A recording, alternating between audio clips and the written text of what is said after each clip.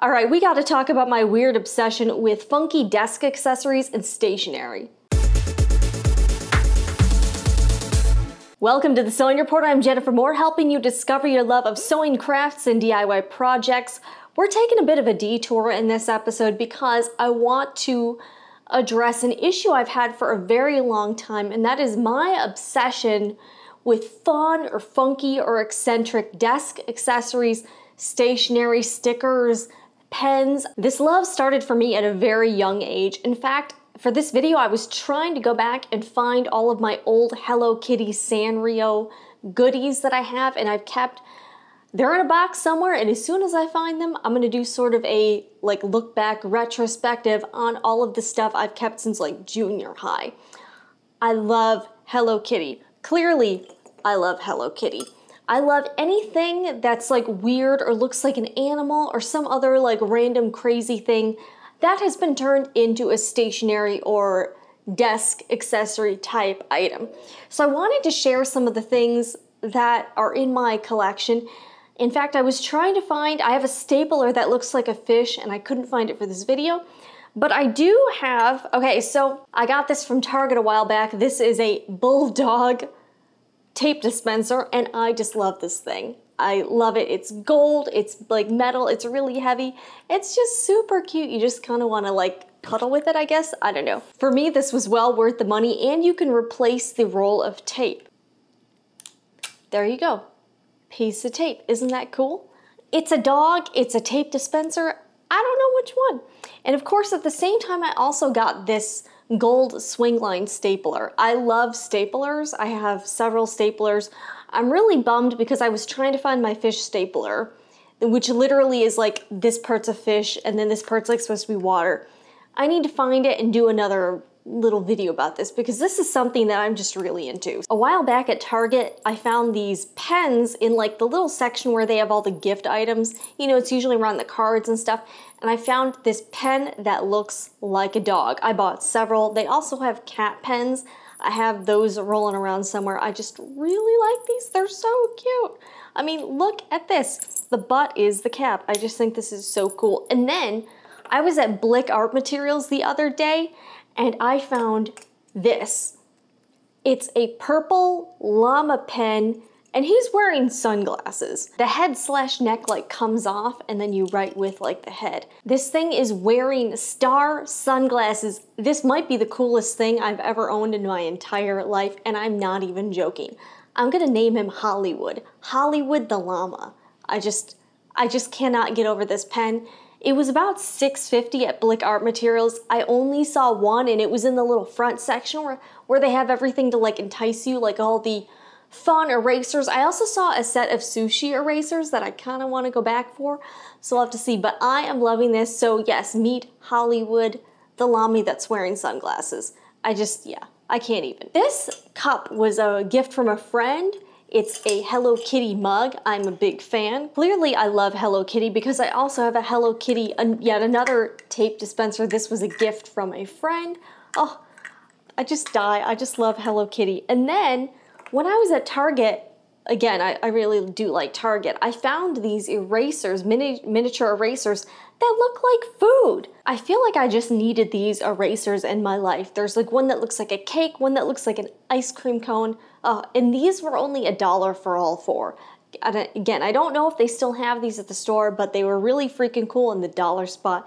And you can probably find similar stuff there too. So if they don't have these, they probably have something that's pretty similar. Okay, so the other thing I've been really fascinated with lately, I don't know if you guys have been watching all the videos online or on Instagram, but brush or hand lettering. I'm kind of obsessed with watching videos and tutorials for how to do it. So, of course, I had to get my own supplies. I got this little dot gridded notebook, and I have been going to town with practicing my own brush lettering using these pens that were highly recommended. Now, I am a lefty, so writing, of course, is always a struggle. These are called Pentel sign pens, and they have a nib on them, so it looks like a brush pen, and they have different sizes. So they've got fine, medium, thicker, and that's what I've been using to practice my own brush lettering techniques. So yes, guys, I have been practicing. I found a class on Blueprint, formerly Craftsy. It was called like brush lettering for like cards and invitations. So I've been watching that class. So here's my progress so far. I don't think I'm doing too bad. The one tip I have seen is because I'm a lefty, I put a paper towel under my hand when I'm writing so that my hand does not turn like black, which is not cool. So yeah, I'll demonstrate how these pens work. I really like using these. So I'll use like maybe the medium one. Okay, let's see here. These pens were a 3-pack on Amazon, came as a set, and I didn't realize this, but they're like the legit Japanese version. So you get some really cool packaging with it too. So let me try to find the medium one. Okay, I think it's this one. And I will try to demonstrate some letters here without getting my hand all funky. All right, so let's do, I think the H's are pretty fun, and it did take me a while to figure out how to hold the pen so that you can get those thin upstrokes and thick downstrokes, but I'm getting better. I'm obviously not any sort of professional. Don't call me for your wedding invitations yet, but I feel like I have been improving. All right, so let me do an H. All right, so you want a thin all right, that did not come out great, but all right, let's see here. All right, that's better. There we go. And the key is just with like how much pressure you put on it. All right, let me try an S. The S was actually one of my favorite letters to write. Okay, that did not work out well. All right, that's better. Okay. So you get the point. I'm having a lot of fun, and I've been watching so many videos on how to do different fonts, how to do bouncy letters, and I'm really getting into this. So I'm gonna try to fill up the notebook and maybe get better, and maybe someday I can aspire to be some sort of fancy letter person, and I think that'd be pretty cool. So we're gonna keep going, because I've just been seeing so many videos like this, and it just looks like fun. All right, here we go. All right, I'm definitely kind of a weird angle here. And the key, again, is with the pressure. So you gotta keep practicing. Just keep practicing, and hopefully I will get better. Now let me try I was getting better the other night. But yeah, I still have a long ways to go, clearly. All right. All right, that's not too bad. Let's try another H. I don't really need to write a lot of H's, but it's okay.